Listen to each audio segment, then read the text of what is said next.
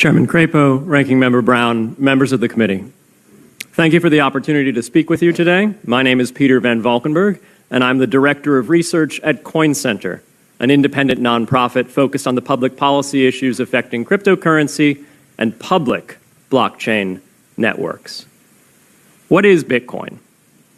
Bitcoin is the world's first cryptocurrency, and it works because of the world's first public blockchain network.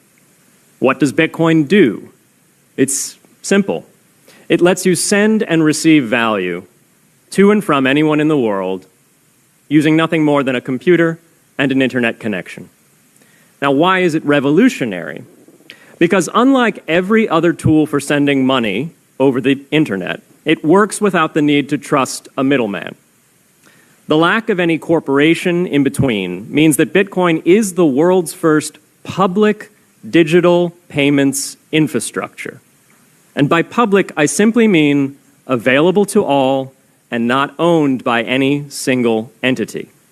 Now, we have public infrastructure for information, for websites, for email. It's called the internet. But the only public payments infrastructure that we have is cash, as in paper money. And it only works in face-to-face transactions.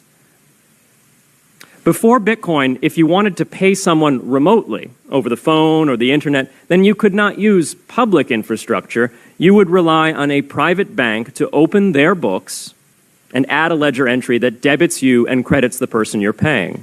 And if you both don't use the same bank, well, then there'll be multiple banks and multiple ledger entries in between.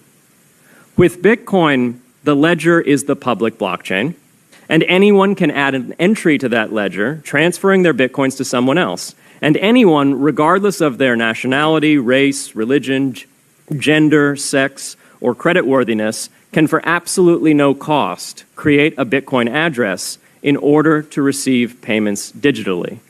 Bitcoin is the world's first globally accessible public money. Is it perfect? No. Neither was email when it was invented in 1972.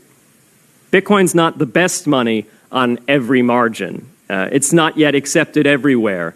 It's not used often to quote prices, and it's not always a stable store of value. But it is working, and the mere fact that it works without trusted intermediaries is amazing.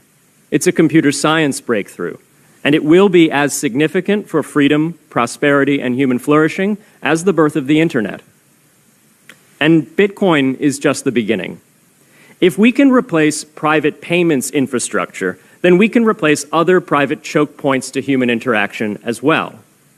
Now, why should we want to build more public infrastructure? Why should we embrace blockchains over corporate intermediaries?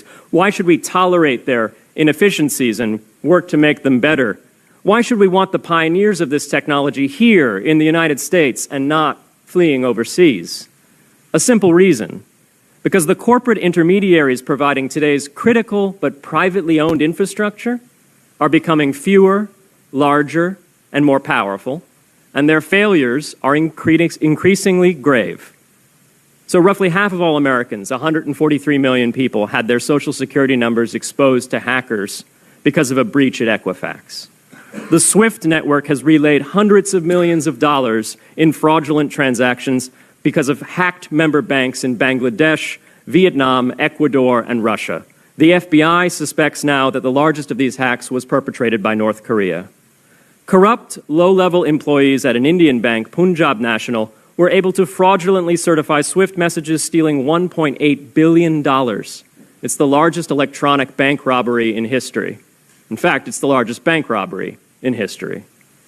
In October 2016, an estimated 1.2 million internet-connected devices were hacked and turned into a botnet that for several hours made prominent websites unavailable across Europe and North America, including CNN and Fox News, the New York Times, and the Wall Street Journal. Increasingly, physical machines are being connected to the internet to augment their capabilities. They're wired through servers that are owned and maintained by private and trusted intermediaries, the so-called Internet of Things. Pacemakers from St. Jude's Hospital have been hacked. Baby monitors from TrendNet have been hacked. And Jeeps from Jeep have been hacked to the point where they can be remotely commandeered and driven off the road. Now, those vulnerabilities are inescapable in systems that have single points of failure.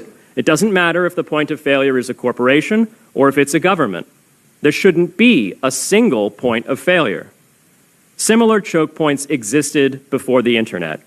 If you wanted to deliver a message, you'd have to go through one of 3 television broadcasters or a handful of newspapers. Private corporations are essential, but no critical infrastructure should rely on 1 or 2. The internet removed single points of failure in communications infrastructure and ushered in a wave of competition among new media corporations building on top of its public rails. Blockchains can similarly disintermediate critical payments and IoT infrastructure. The technology is not yet ready to answer all of those questions today, but it is our best hope. And as with the internet in the 1990s, we need a light-touch, pro-innovation policy to ensure that these innovations flourish in America for the benefit and security of all Americans.